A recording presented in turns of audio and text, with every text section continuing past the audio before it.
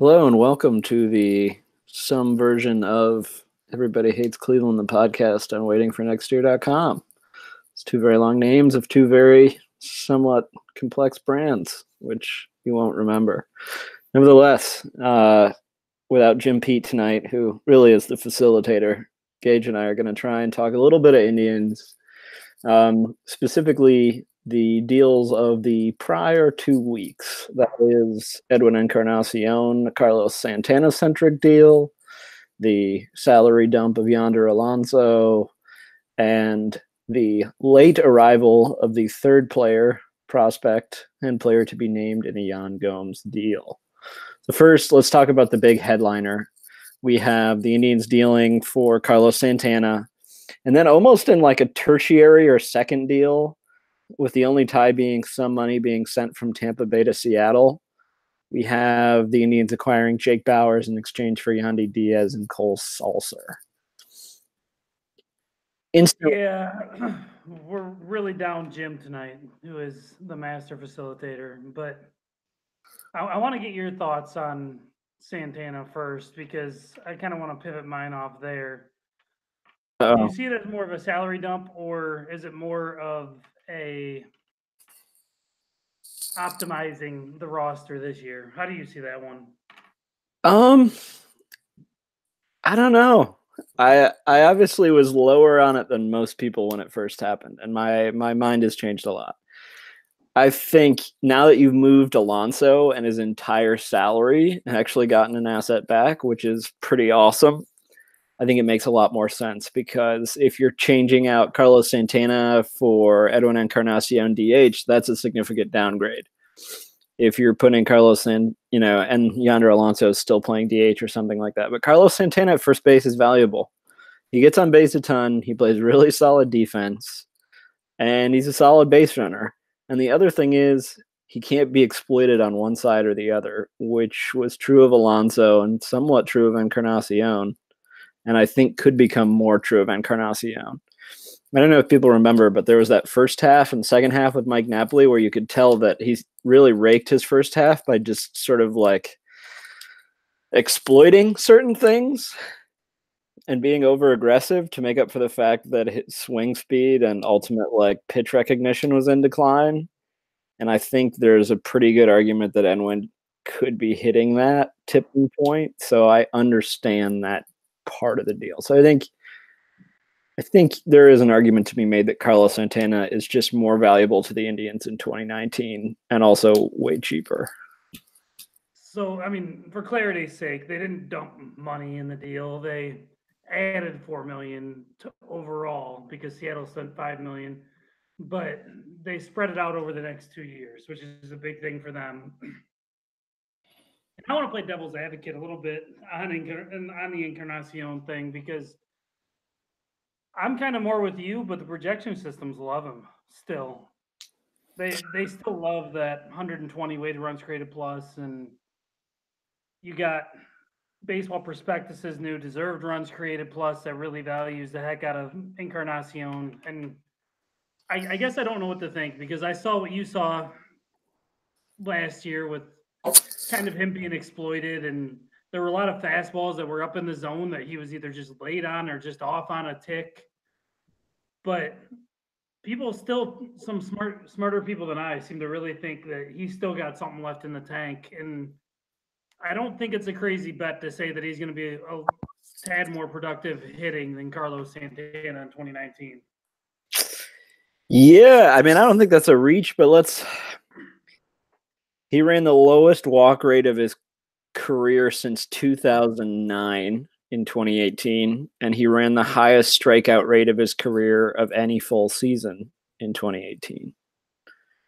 So that to me is pretty discouraging in terms of his offense. I think that's a place we often see aging happen. And for someone like Encarnacion, a declining walk rate and increased efficiency and contact is kind of a big deal. So I think that's the counterpoint. He's turning 30. Is he turning 37? 36. He's going to be 36 at the start of the season. and he's coming off his worst offensive season since 2010. So I think 2011. So I think there is pretty significant reason to say that the Indians did very well because Santana has tools other than offense. Edwin just has to be perfect offensively. He has to be good. And Yeah, same. and I want to laud the Indians for getting out from that too. At the same time, in the same breath, you owed him 20 million. If you're really hard capped at 120 to 130 million, I mean they're under that even now, but you owed him 20 million and then 5 million as a buyout for next year because you were never picking up that option. So now you turn that into somebody who's a safer play in Santana because of his ability to field and run the bases a little bit. And you just bought him in for an extra year. I was kind of surprised Seattle sent some money back in it, to be honest. It seemed like they're taking on a lot of they're taking on the bulk there, and I couldn't figure out where that deal was enticing for them, really. Those draft compensation picks, man. Draft compensation picks. I mean, I guess the positive is almost all the salary they took back, right? Tampa Bay covered. Right. Correct. I guess that's, in essence, they sent about $1 million with the Indians. So I guess that makes sense. And I think, all right, let's talk about the secondary pieces because I think everybody has a take on Carlos Santana versus Edwin Encarnacion, and really, who wants to have a conversation about that? So I'm going to ask you about the most interesting player in all these deals, and that guy is Cole Sulser. The Indians gave up Sulser along with Yandy Diaz to acquire Jake Bauers. I'm joking about Sulser, but he's fascinating. He ran elite K rates the last 2 years in AAA, and while he's had a history of pretty mediocre walk rates, he's a super interesting prospect for a team that knows how to collect talent. So, do you have a He is, and he just never hurt. He didn't have much name recognition or buzz along with him, but it just seemed like when you're teetering on that AAA edge for a couple of years and you don't really break through, especially with as bad as the bullpen was last year, there's got to be something organizationally that they just don't trust there, right? I think so. I mean, because this organization hasn't developed a reliever in since Cody Allen, who's now basically incompetent. So maybe Kevin Cash of the Rays saw something that he liked and insisted on getting him back. That's the only theory that I can muster with Sulser. I don't know a whole lot about him, to be honest. But when you're a 28-year-old that can't get a shot in the majors when your bullpen was as bad as the Indians was last year, there's something that just doesn't sit right with me prospect-wise. I know, but I'll tell you, John Edwards, he seems like a really good whatever. Whenever you can load up on dudes that throw 93 with one mediocre secondary pitch in the bullpen, you just got to, huh? All right. I guess we have to talk about Jake Bauers, who I just wrote a bunch of words about, and unfortunately a lot of people are reading it, so that's on you, folks.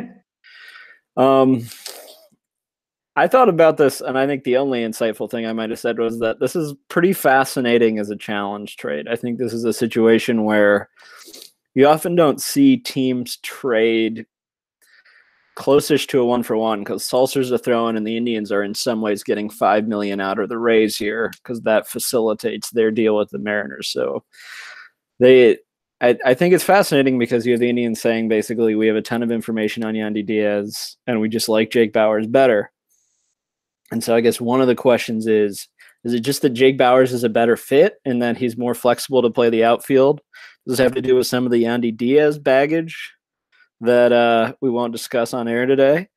Or does it have to do with the fact that, hey, maybe Jake Bauers' profile is pretty fascinating?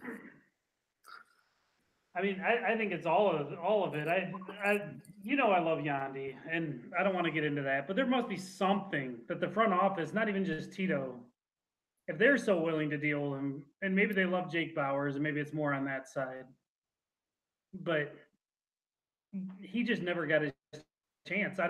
He wasn't a Aguilar type to me.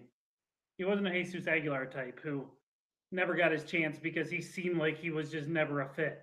And now he went to Milwaukee and boomed. We all know that. But Yandy, they had a million chances to play him last year, and they just refused to until their hand was forced. It felt like so. And maybe it is the Bowers thing. And Mike's piece is great if you haven't read it yet, which I think all of Cleveland has. But I love when he go out there and read it. It's great. People need to feed my ego more. It's great. He talks about Bowers as a bet, and he did mention a challenge trade, and he highlights that in his piece, but kind of begging the other team to get more out of the prospect that they gave up. And I like that phrase. I guess with Diaz, I've loved him and backed him forever. There's an extent to which they never got him to elevate the ball, and his floor is awesome even when he's not elevating the ball, but there's just such a clear ceiling. And one of the other problems that I think is under-discussed is that he just doesn't pull the ball. Like, even when he puts the ball in the air, he doesn't pull the ball in the air. And so there's definitely a contact point problem. But I just think a huge extent of Diaz's whole profile is that at some point you're going to have to sell walks for power because he lives on getting an extra something of a second by using the opposite field at a huge proportion, which kills the balls you hit in the air because you get an inverse spin when you go the other way that sort of kills the flight. So I just think there's an extent to Diaz, who I love, and think is going to be a good big league player that, I mean, I think it's a worthwhile challenge. And I also think he's 27 and you traded him in for a guy who's 22 and has had the same success at the big league level in a similar sample. And that's pretty cool. I think one of the things that I always want to hammer home whenever I see people tweeting about prospects and them being limited to being utility players or, limited to these things or whatever is just like always first, just look at their age and when they're at the level. And if somebody is just destroying their way to the big leagues at 22 years old and rakes in Double-A at 20 and 21, you better pay attention because that guy can make adjustments. And I think that's the sort of thing you see with Bowers, where the Indians are just betting on someone who's always had success and has some solid tools making adjustments. Yeah, and I do want to make the flip side point of that, where you said Diaz doesn't pull the ball. You look at Bauer's profile; he pulls the ball like crazy, and Too much. Yes. Yeah. He's been kind of tilting up there past that happy medium tipping point the past couple of years. But maybe there's something in there that they're betting on. I mean, I know scouts had him at like a 55 raw power, but maybe they're betting on him not being capped out at 15 homers. Maybe they think there's a 25 homer capability with that plate recognition and ability to get around on the ball. I think there is. I think there's 25 in there in Cleveland. I think he's going to hit 20 this year and have a 330 OBP. And like in left field, what's that, 5% worse than Michael Brantley, except Bowers doesn't need multiple hip replacements and, I don't know, insure when he gets out of bed in the morning. And not to mention, I think he can cover some ground. I know his speed. I don't think the scouts had his speed off the charts, but it's another underrated aspect of him that I want to get to real quick.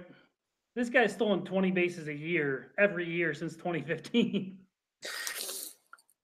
So the other thing that, like, I don't know, this is annoying, but like he's a tireless worker and he's 23 and he's in the big leagues. He's not one of these guys who like people throw tireless worker on because he's like 26 and spent 3 years in AAA and we're trying to come up with a reason to call him up.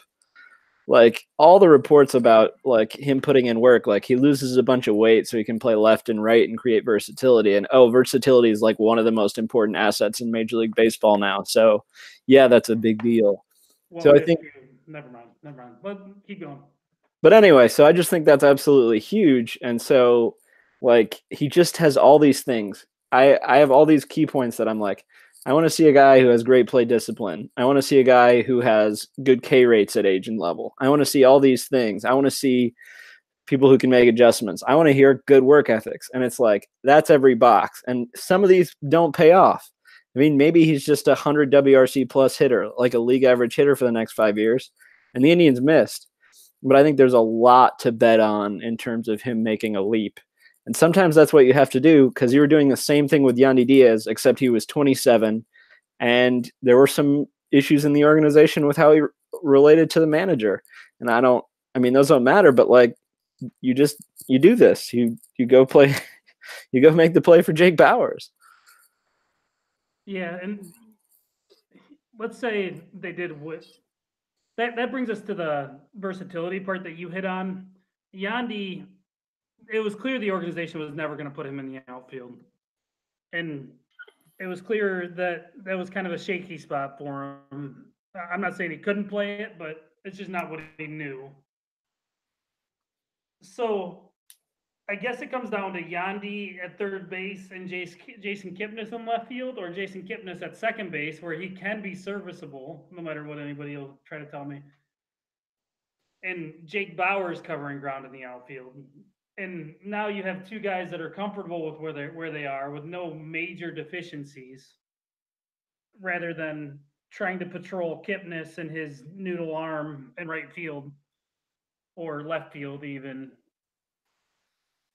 I like the Bowers play a lot, especially after reading your piece and kind of digging into some of his batted ball profile, even though we have pointed out he's a little weaker on the contact authority side than one might like. But it's interesting because he's kind of like a flip side to the other guys that they've acquired, which we'll get to. All right, let's do it.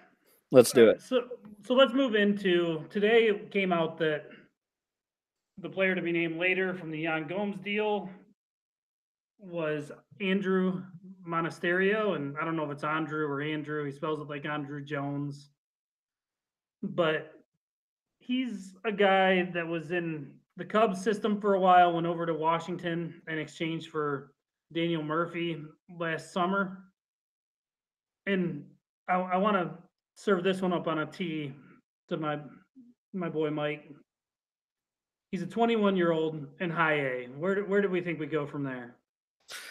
Yeah, he was 20 for most of the season in high A this year, and he makes a ton of contact, and he walks a bunch. He's really disciplined. And yeah, the power isn't there yet, but he's a middle infielder, so that's okay. I love bets like these. And he's a phenomenal athlete. I mean, we have like really solid speed grades on him. He's really a solid athlete, and he knows how to control the bat. And guys who know how to control the bat at 20 know how to control the bat at 24 when they're a little bigger, and they know how to put the ball in the air when they need to. Aren't those all the middle infield breakouts you hear about? Yep.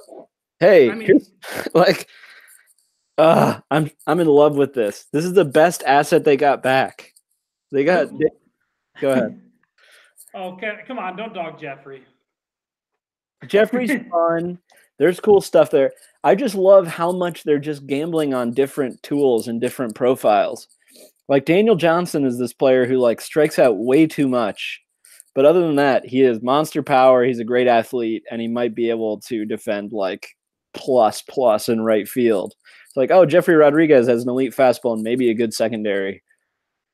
And then you're like, oh, this guy makes insane contact and is a good athlete at 20 and A+ ball. That's awesome. Those are three really good different types of prospect tickets. See, I find it kind of funny that he was traded for Daniel Murphy last year, because if you look at his profile, it is Daniel Murphy light in the minors. It's just like the same kind of frame, maybe not the power that you would hope for there, but Murphy was always a guy who had great pitch recognition. You talk about Jose Ramirez, you talk about any middle infielder breakout, it's always that same mold. So, I mean, he's a small guy. I think he's only, I guess he's 6 foot, but he's pretty thin. He can add some pounds and maybe some power develops there. But like you said, you just got to love the bet on guys who can recognize the zone. So where do you think he starts the year? I think we see him in Double A. I think we're going to see Monasterio and Alex Call in Double A. Although Call might get Triple A, but I'm betting Double A. But like Monasterio and Daniel Johnson makes Double A lot more fun immediately. I think the Gomes deal I really like. I've gotten to the point where like this is a lot of different types of flyers and solid prospects for a guy who you can replace 95% of this year and you cleared salary. I mean, I think it makes a ton of sense. Now we're still in this mode where they're not spending any money, apparently. So it's another question. But I've pitched my love for Monasterio. You're pretty into Alex Call right now. And let me here, I'll lay this out first. I'm just thrilled the Indians got somebody back who has a name for Yonder Alonso because I don't think he has any surplus value. He in 2019, unless it's just like wooing Manny Machado. The other thing that I find kind of funny about this is like it's his brother-in-law. Like I don't know, I can't convince any of my brother-in-laws to like I don't know do much, and we're supposed to act like Yonder Alonso has some power. It's not like it's his blood brother here. I don't know what's going on. Maybe it's his blood brother. I have no idea. But I guess whatever. Anyway, go ahead. Alex Call, outfielder, Double A, return for Yonder Alonso.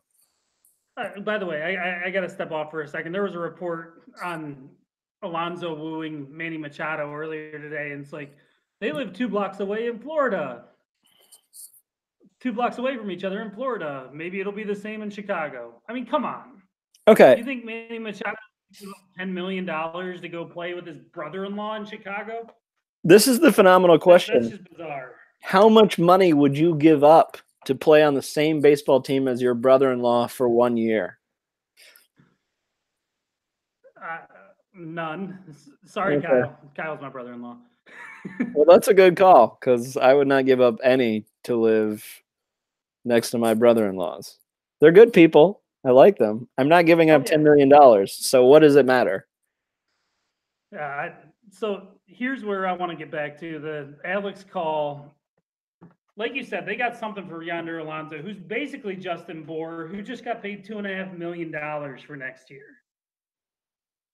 I don't get what the White Sox are doing. If it is the woo Manny Machado, you just pissed away $7 million because you weren't getting him anyway, or you were getting him anyway if he does come there. But Alex Call, so I kind of like him because he just does everything adequately, and maybe that's a knock, but I think when you have a well-rounded prospect, it's not going to be reason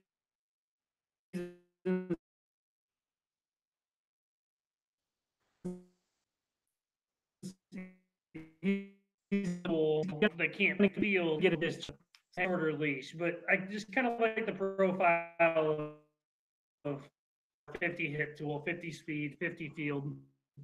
I don't want to get into scout grades too much, but it looks like he's made some positive adjustments as he climbs the levels.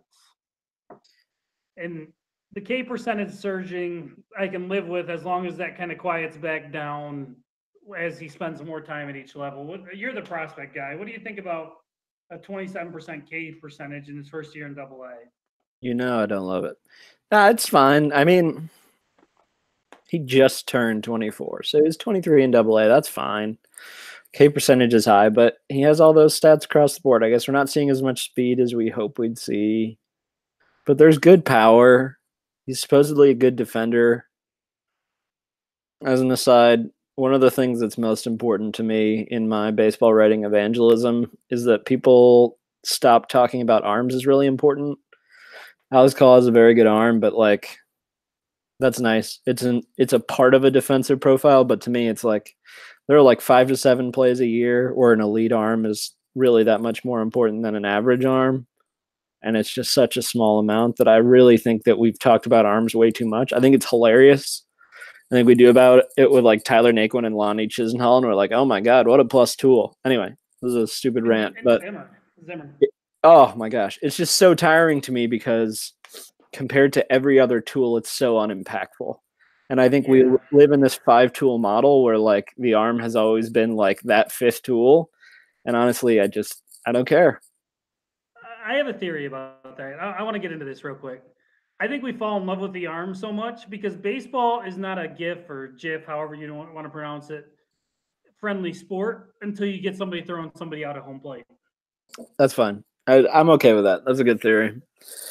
And I think it's a sexy, more of like a nice to rather than a need to, and people kind of flock to because it's just a very aesthetically pleasing play rather than running a ball down at full sprint, which can be fun too. But the great defenders in the outfield make the hard plays look easy, and those defensive runs saved don't show up like they do when you're gunning a guy out at the plate. So this is a dark take. This is part of the reason I'm like super down on Bradley Zimmer in general, and we loved his like first year DRS, defensive run saves. But like a lot of his value is all from throwing, and I don't think that's completely wrong. Like I think he's a good athlete and everything, but like we're gonna see him in another year with wear and tear on that body, and that dude has to be a plus defender to make it at the big league level at this point, unless he finally figures something out offensively. And I don't buy it. I don't buy it. I just I mean, use this moment to trash Bradley Zimmer because it kind of bothers Gage, and that's what I'm here for. I'm one of the lone Zimmer holdouts, I think, but I remember that game in Detroit where his defense was shining, and that sticks out in my memory. And maybe that's not fair. Maybe you're more right than I am. I just think those stupidly fast guys, the taller guys with bigger strides, make things look easy. That it's almost like watching like a Terrell Pryor run down the sideline at Ohio State.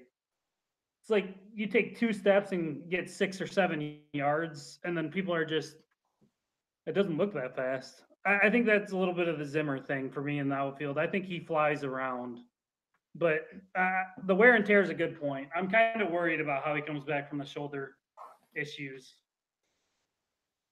But I like to dunk on Zimmer because I've been talking about his K rate issues since like A+ ball, and people were like, no, it's fine. He's a hit tool. And you know what? I like to be right sometimes. And now he's gonna have a great season and prove me wrong, and I'll be happy to. But I do like to be right. It's very important to me. Anyway. and and I like to go the other way because I fell on the other side of the Zimmer versus Frazier debate that was akin to LeBron MJ for a while they were flying up through the Indian system. I was always a Zimmer guy more than a Frazier guy, but give me the Frazier fur. I came with my Christmas pun game.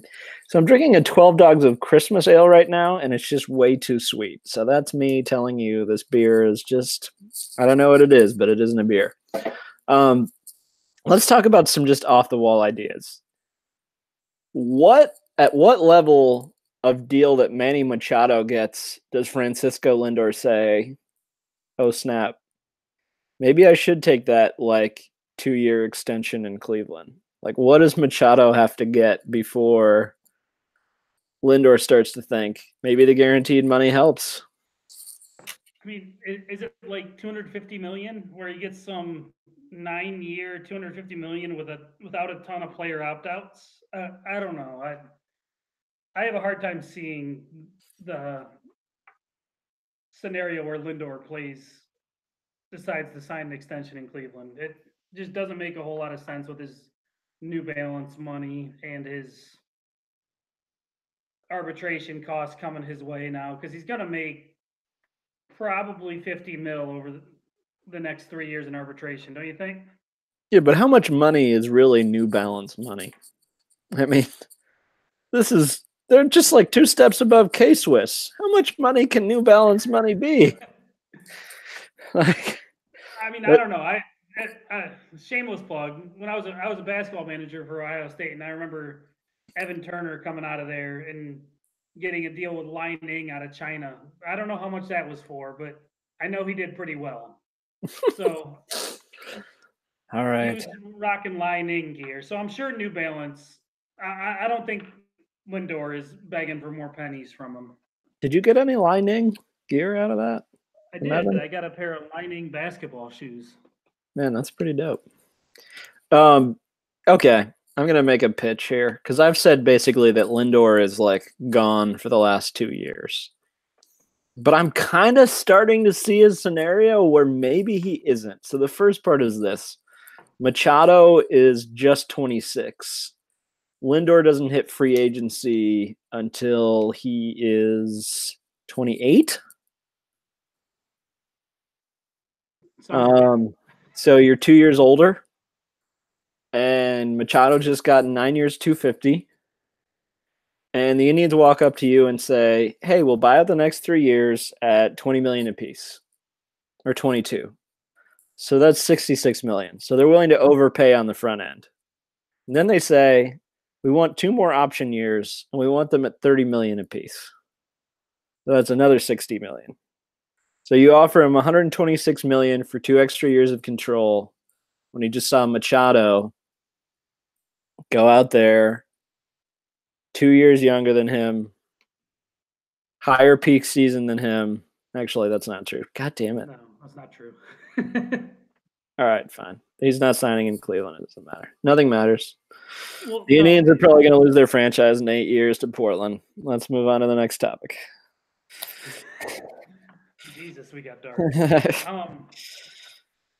Here, let me ask you this. Do you think Machado, I know he was hurt by some BABIP issues in 2017, but do you think that 2.5 WAR season in 2017 is going to hurt him at all this week or this month? I don't know. I mean, he's 26 in his 30 career WAR. I don't know. So I don't know if it's a homer in me or if it's just. I think Lindor is a step up from Machado. And it's not a knock on Machado at all. And Machado has obviously had a better peak hitting season than him. Mm-hmm. But Lindor's fielding baseline, even though we see some weird take plays off here and there or focus errors, as you like to call them, I think.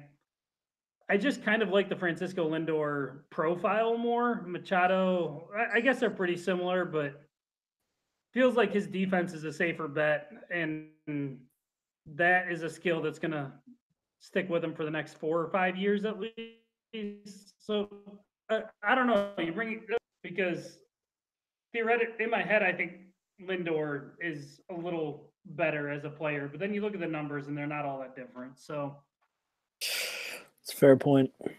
What we're really saying is we have no idea.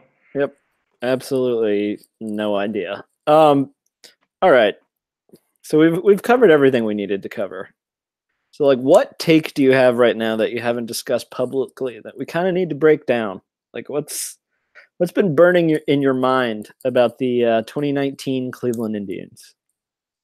How we've walked through all these rumors, and some free agents have signed here and there, but we have no idea who the Indians are going to pursue on the relief pitching market, or if they are. We saw them burn that bridge last winter where they just said, F it, let's not sign any relievers, and let's just roll with Miller and Allen, who simultaneously imploded in one of the most important seasons of the Indians window. Why isn't there any interest in relief pitchers? Like, why is Trevor Rosenthal being traded for a bag of peanuts last month? And the Indians, I just don't. That's the part I don't get. Where is the relief pitching going to come from in 2019? What do you think? Yeah, I have no idea.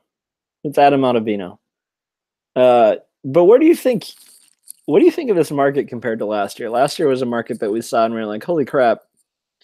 The Indians signed Alonso really early, spent most of their WAD, and then you saw player after player go for under market deal, basically.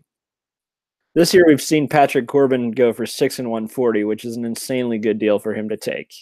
So Joe Kelly go for 3 and 25, which is a decent deal, but it doesn't seem that overwhelming. I'm not a huge Brantley Gamble fan, but 2 and 32 for Michael Brantley is a really pretty cheap, riskless play if you're anybody but the Indians or a small market team.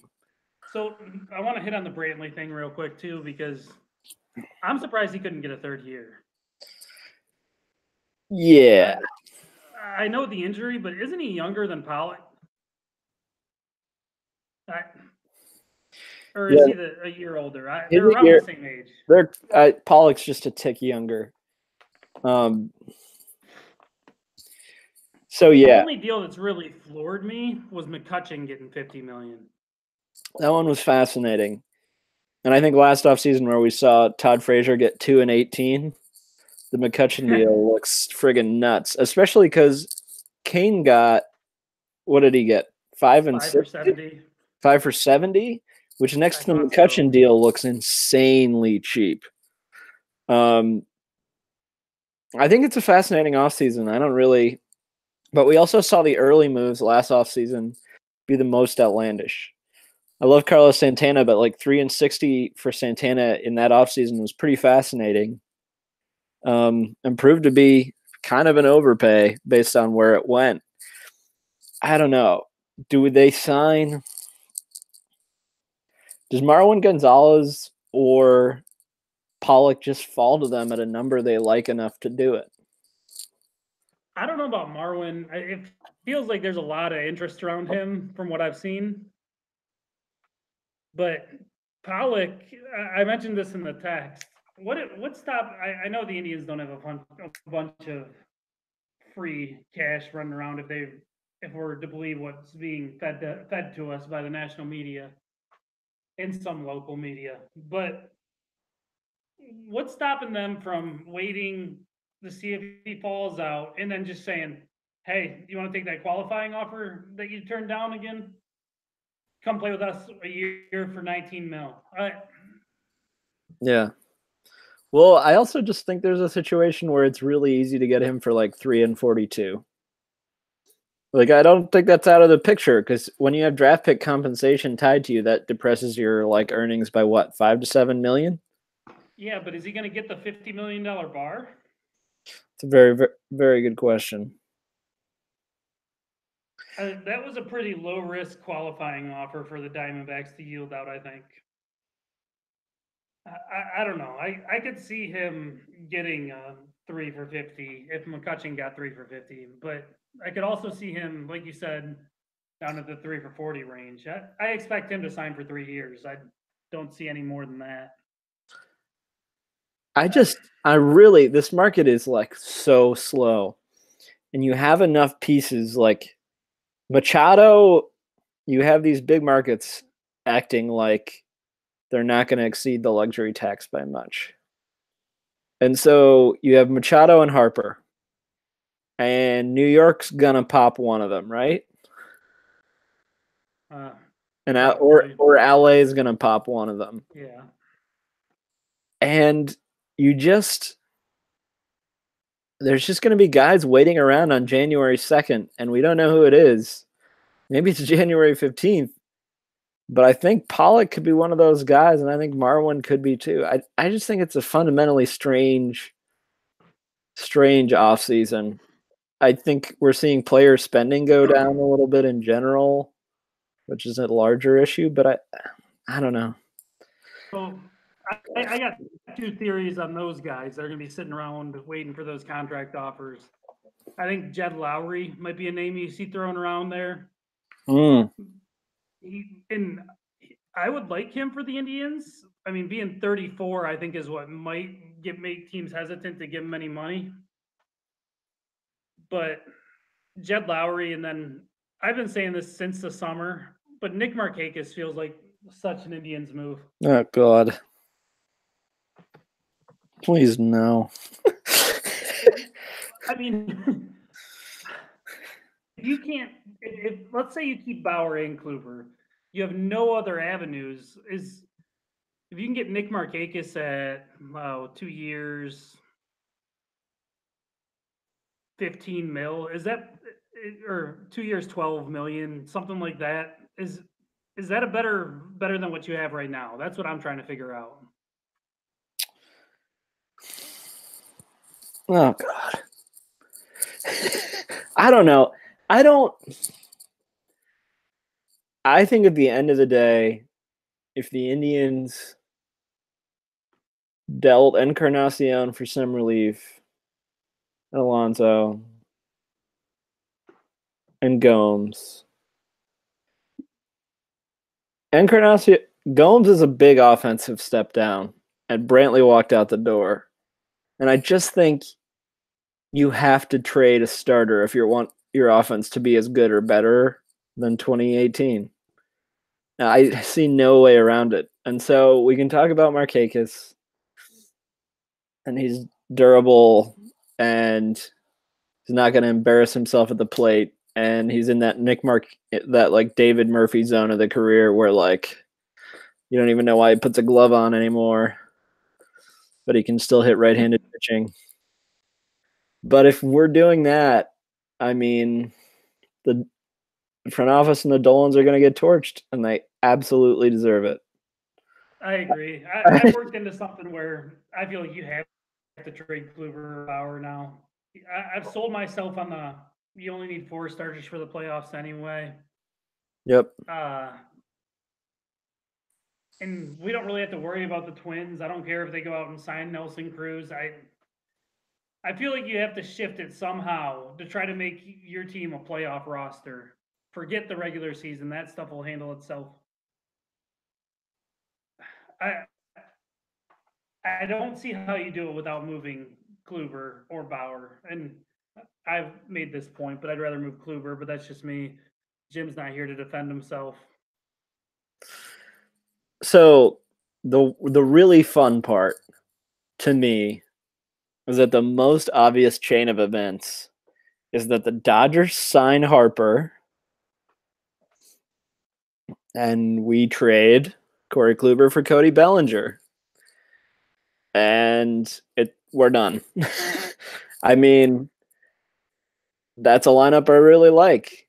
I have Carlos Santana, Cody Bellinger, Jose Ramirez, Francisco Lindor, other players, I suppose. I have, Bowers hitting like 6th or 7th. That's an offense that makes some sense to me. I do wonder, second hypothesis, the Indians go and sign someone like, I mean, I don't know what his status is, but like a CJ Cron type to play DH? Or are we going to have a rotational DH? Because the Indians need to buy some cheap offense right now, right? Like they really need just more offense. And the easiest way for them to do it is like you've gotten rid of Alonso and Edwin. Santana's going to play first base because he's a good defender. DH is empty. Are they going to go spend like $5 million on a cheapish guy to DH? So this is my favorite scenario to play out is if the Dodgers get Harper, they trade Bellinger to the Indians for Kluber, and then the Indians go out and sign an Ottavino, and then they sign somebody to come in and hit. Like, let's say the bottom falls out for Jed Lowry. Like, isn't that a sexy offseason?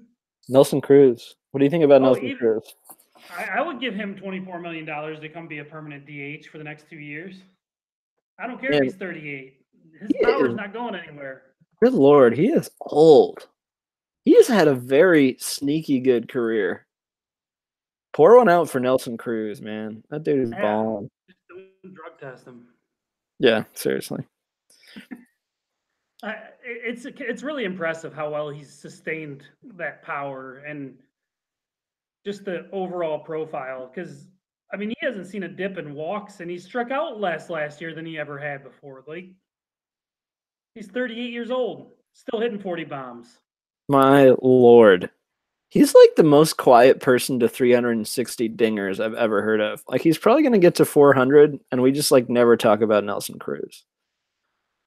Well, it's because 90% of those things came after he was 30.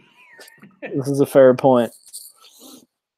All right. It's amazing. I don't think I've ever seen anybody who, let's see, he hit the bigs in 2009, and when he was 29, so he hit 33 homers before turning 30, and he's got 330 some after 30.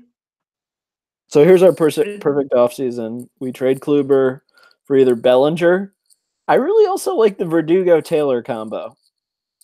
Yeah. So I have a starting right fielder now with Verdugo. Taylor. Taylor can play some infield positions. Like, those are two good hitters. And then I signed Nelson Cruz. And I've added 10 or 12 million in salary. And then I have 12 million a year to pay to Ottavino or Dave Robertson. So my bullpen's better, my lineup's better, and I gave up Corey Kluber. And I'm as financially flexible as I was the year before. And you haven't dipped into your prospect well at all, so you might have some flex in July. And the Indians have added like 4 upper level 40 to 45 prospects this year who could break out. Like, Daniel Johnson's a breakout candidate of a prospect. Alex Call and Monasterio are also breakout prospect like type guys in Double-A. You have McKenzie, you have Nolan Jones who's going to be playing in Double-A this year. I mean, I don't really care for Bobby Bradley. Don't tell Michael Bode or Bodie. I don't like platoon bats who strike out too much. Yu Chang. That's the underrated part of the whole Edwin and Santana is freeing up your roster flexibility. Getting rid of Alonso and Encarnacion and supplanting them with Edwin means you might be able to bring a Yu Chang up and give him some at bats. I'm with Akron's going to be fun this year with all those guys. We'll have to go there and do a live podcast or something like that. Absolutely. They have good food there. I'm not going to call them the Arrows. It's a nice park. It's a nice place to hang out. It is. I haven't been there in about 20 years, but I remember it fondly. No. So I guess we'll close because I think that's the nature of podcasts. They have to end at some point, just like our lives. But Jesus. Our takeaways here are that Alex Call and Mr. Monasterio are interesting. Jake Bauers is a big league player.